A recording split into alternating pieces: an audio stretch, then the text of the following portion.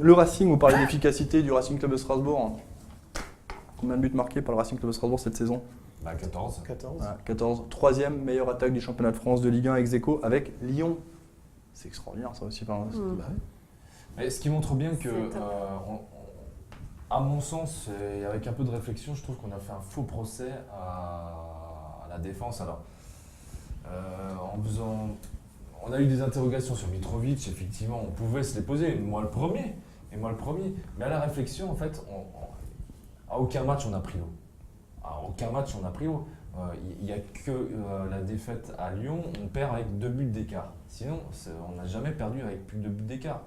On ne prend jamais l'eau. Et c'est ce qui pique aussi qu'on ouvre peut-être un peu plus le jeu. On a 14 buts marqués, 11 encaissés. On faisait le ratio avant le match de Dijon que la saison dernière, où le secteur défensif était le secteur défaillant du Racing Club de Strasbourg. On avait pris 14 buts au même niveau et 11, donc on n'était pas si loin. Mais il faut voir la physionomie des matchs. On a une attaque qui est bien plus performante et on peut se permettre de jouer et d'ouvrir plus que la saison dernière. C'est normal, l'année dernière on avait une attaque qui était celle qu'on avait en national. Ben voilà. Donc c'est pas illogique. Hein. On parle de l'attaque du Racing. Bah, tout est dit, ils mettent 14 buts, qu'est-ce qu'on va leur demander de plus? 8e journée, 14 buts. De moins en prendre. Moins en prendre, ouais, moins en prendre. Mais la preuve que, j'avais dit que la défense trouve aussi ses marques tout doucement à force maintenant de garder la même défense. La preuve, on en prend de moins en moins. En dehors de Marseille, on en prend 3, mais on enlève Marseille on prend de moins en moins de buts et on en a pris 0 le dernier match. Donc à partir de là, à partir du moment où on met un but de plus que l'autre équipe, on gagne le match, sauf preuve du contraire.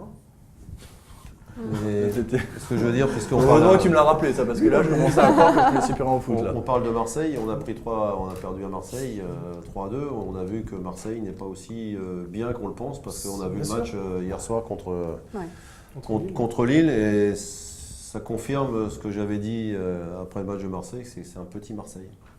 Mais ça, on le pressentait même avant le match de mercredi dernier. J'ai annoncé un 2-1 victoire du Racing à Marseille. C'est un scénario qui aurait pu être largement crédible au vu de la physionomie du match. C'est vrai que c'est un regret ce match à Marseille. Moi, non, mais faut pas avoir de regrets. Le foot, c'est comme ça. Hein. Rien n'est écrit d'avance et il faut aller chercher. Hein. Et c'est ce qu'ils ont fait. Maintenant, on verra le prochain déplacement. Comment ça va se passer? Ça va être du côté d'Angers, on va retrouver Stéphane Baoken.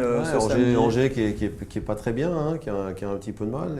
Qui a battu Monaco et qui là s'est incliné. Qui vient de perdre et je suis pas sûr qu'il soit très très serein de recevoir Strasbourg.